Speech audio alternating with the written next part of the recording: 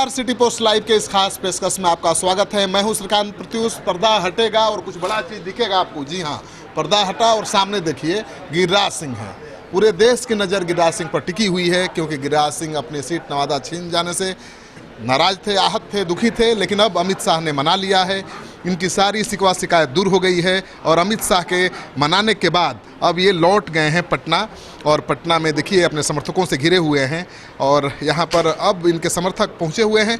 गिरिराज सिंह को अमित शाह ने मना लिया है, अब बेगूसराय से चुनाव लड़ेंगे। वैसे बेगूसराय से बहुत पुराना संबंध है इनका, बहुत बड़ा लगाव रहा है।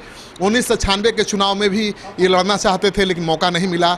2014 के चुनाव में भी एंडी चोटी का जोर लगा दिया था बेगूसराय से, लेकिन फिर भी मौका नहीं मिला और चले गए नवादा। नवादा सीट से भी चुनाव जीते, बहुत कुछ वहाँ किया। और दुख इसी बात का है कि बहुत कुछ किया नवादा के लिए, लेकिन पार्टी ने भरोसे में नहीं लिया इनको, और इनका सीट एलजेपी के खाते में चला गया। लेकिन अब अमित शाह ने मना लिया है, अब खुश हैं, तैयार हैं, और इनका बहुत पुराना जो मनोकामना था वो पूरा होने वाला है। बेगूसराय से लड़ने की जो पुरानी हसरत थी वो पूरा होने वाली है। गिरिराज जी, आपकी पुरानी हसरत पूरी होने वाली है। बेगूसराय से 1996 से लड़ने की कोशिश करते रहे हैं, अब पूरी हो रही है, फिर क्यों नाराजगी? नहीं, मेरी कोई नाराज़गी नहीं है। मैं तो कहा कि मैं 96 से 14 तक प्रयास करते रहा। अब मुझे ये सारे मित्र जो देख रहे हैं, इन्हीं के साथ ही मित्र क्या कहूँ, महेश्वर बाबा तो हमारे सीनियर हैं। हाँ, ललन जी हैं, मित्र हैं, या और लोग हैं, ये हमारे करीब हो सकते हैं।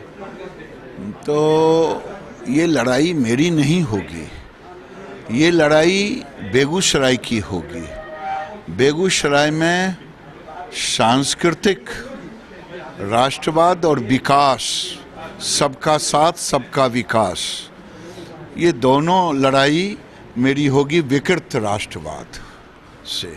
और मैं ये बेगूसराय की जीत होगी, बेगूसराय के लोग लड़ेंगे। बेगूसराय हमारी जन्मभूमि, कर्मभूमि, सारी भूमि है, इसलिए मेरी लड़ाई नहीं होगी, बेगूसराय की लड़ाई होगी। मेरी जीत नहीं होगी, बेगूसराय की जीत होगी। तो जो आपको जिस बात का दुख था कि बिना बताए आपको नवादा से बेगूसराय भेजा गया, उस दुख को, उस पीड़ा को दूर कर दिया अमित शाह ने? बिल्कुल, मैंने आपको कहा कि अमित जी एक तो राष्ट्रीय अध्यक्ष हैं मेरे, लेकिन कल मैं उनके व्यवहार से मैं और छोटा हो गया।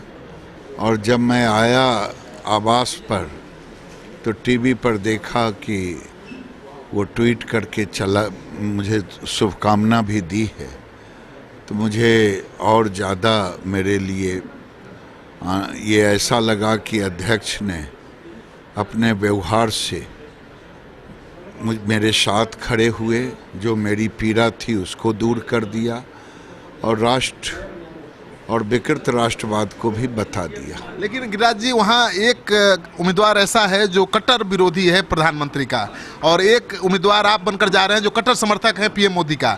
तो कितना दिलचस्प मुकाबला होगा?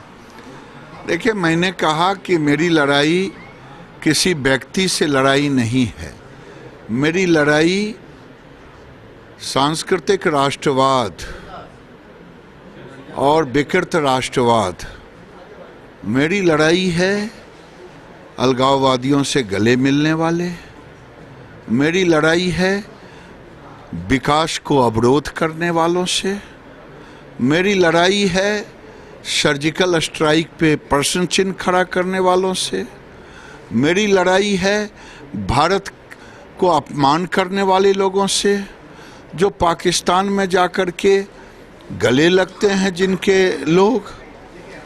मेरी लड़ाई उन्हीं लोगों से है, न कि किसी व्यक्ति से है। मेरी लड़ाई आरजेडी से भी है, मेरी लड़ाई कांग्रेस से भी है, मेरी लड़ाई कम्युनिस्ट से भी है, मेरी लड़ाई इन सबों के जो रास्ते हैं उन रास्तों से है। तो वामपंथ की धरती मानी जाती है बेगूसराय, लेकिन वहाँ पर कमल खिल रहा है पिछले कई सालों से।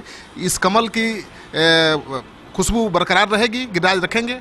देखिए, आज एनडीए वहाँ चुनाव लड़ेगा, गिरिराज का चेहरा नहीं होगा, वो नरेंद्र मोदी का चेहरा होगा, सुशील मोदी का चेहरा होगा, नीतीश कुमार का चेहरा होगा, हमारे जो पासवान जी हैं, रामविलास पासवान जी नेता हैं, उनका चेहरा होगा। हम उन चेहरों को लेकर के समाज में जाएंगे और राष्ट्रवाद का ध्वज होगा, विकास की गति होगी मेरे साथ। तो आपने सुन लिया गिरिराज सिंह का। इनका कहना है कि इनकी लड़ाई न तो कन्हैया से है और न किसी व्यक्ति विशेष से है, इनकी लड़ाई विचारधारा की है और राष्ट्रवाद इनका सबसे बड़ा चुनावी मुद्दा होगा। और अब देखना यह है कि बेगूसराय में संघर्ष जो होता है वो त्रिकोणात्मक होता है या लड़ाई आमने सामने की होती है। किसी भी परिस्थिति में गिरिराज जी अपनी जीत को लेकर आश्वस्त हैं, क्योंकि ये अपनी जीत को बेगूसराय की जनता की जीत करार दे रहे हैं। आपको इनके दावे में दम दिखे तो इस वीडियो को खूब शेयर करिए। अगर आपने अब तक हमारा यूट्यूब चैनल सब्सक्राइब नहीं किया है तो जरूर कर लीजिए। आपका सहयोग समर्थन लगातार मिल रहा है, उसके लिए बहुत बहुत आभार। नमस्कार।